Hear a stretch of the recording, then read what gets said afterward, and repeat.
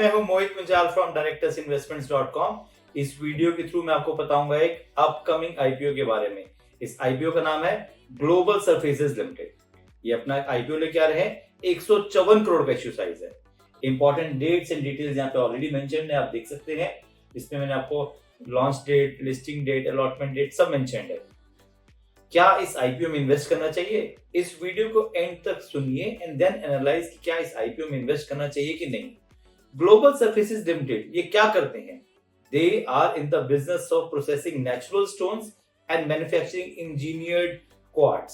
ये company incorporate हुई थी 1991 में। नेचुरल स्टोन जैसे कि granite, limestone, marbles, quartz, onyx, sandstone etcetera. Company के 2 यूनिट्स हैं, one located at RIICO industrial area, Bagru extension, Jaipur, and the other at Mahindra world cities SEZ Jaipur. दोनों के दोनों राजस्थान में है। Both units are engaged in processing and manufacturing of the products. Products of global surfaces limited are very much in demand, especially outside India. इनका बहुत अच्छा export का काम है एंड इनके जो स्ट्रॉन्ग होल्ड है वो है in the field of flooring, wall cladding, countertops, cut to size and other items. Products are widely used for commercial and residential industries and are sold within and outside India.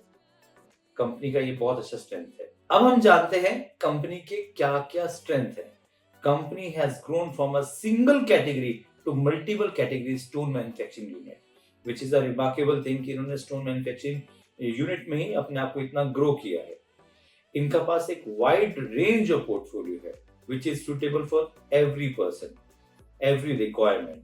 And अगर आप ध्यान दें तो इनका export business से इनको 99% का revenue आता है। ये एक बहुत बड़ा स्ट्रेंथ भी है और नॉट टू फॉरगेट ये एक रिस्क फैक्टर भी हो सकता है, बिकॉज आपका 99% रेवेन्यू तो एक्सपोर्ट से आता है। बट इससे ये पता चलता है कि quality they maintain is very good. And अब क्वालिटी की बात करें तो they have maintaining an effective quality check with in their systems, तो इसकी वजह से क्वालिटी प्रॉपर्ली मेंटेन रहती है। अब हम जानते हैं कि कंपनी के क्या क्या रिस्क है। सबसे बड़ा जो कंपनी का रिस्क है वो वही है जो मैंने आपको बताया कि उनका एक्सपोर्ट से 99% का रेवेन्यू आता है और कहीं ना कहीं एक्सपोर्ट में कुछ प्रॉब्लम हुआ तो वो प्रॉफिट में इम्पैक्ट आएगा। हाँ, एक चीज और आप इस चीज को बिल्कुल ध्यान रखिए कि अब इनके जितने भी एक्सपोर्ट के जो ऑर्डर्स हैं या जो कंपनीज हैं वो लिमिटेड हैं and they are the regular purchaser of that, but किसी के साथ लॉन्ग टर्म एग्रीमेंट नहीं है। तो अगर लॉन्ग टर्म एग्रीमेंट नहीं है तो आप समझ सकते हैं कि वो कहीं ना कहीं एक रिस्क फैक्टर है।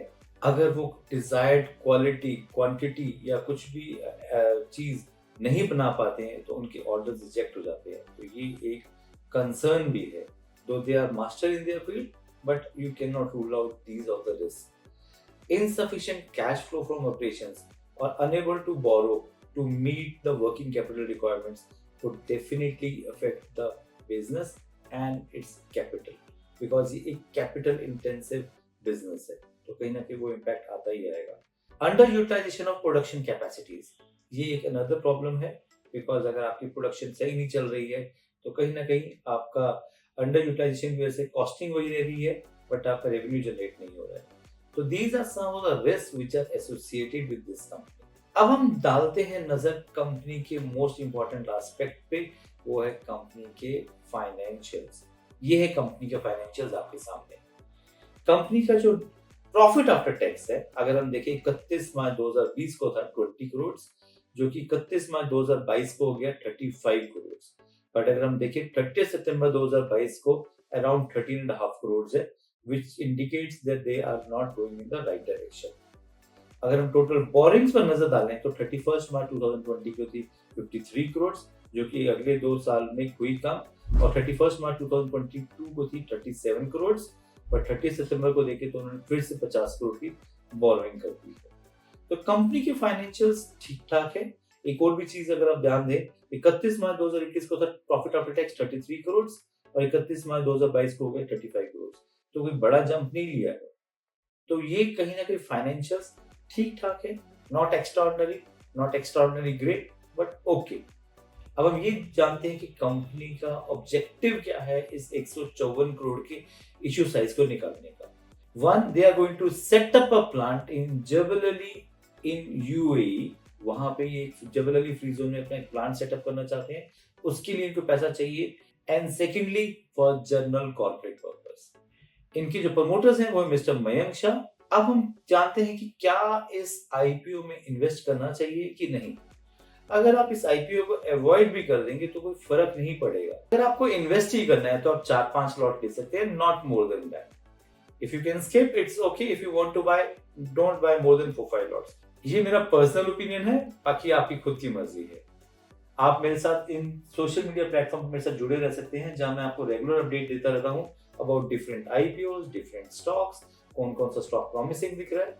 अगर अभी तक आपने डीमैट एंड ट्रेडिंग अकाउंट नहीं खोला है तो नीचे दिए लिंक पे क्लिक करें and open your demat and trading account बिना किसी चार्ज के. आप मेरे YouTube चैनल को प्लीज लाइक एंड सब्सक्राइब जरूर करें. Thank you.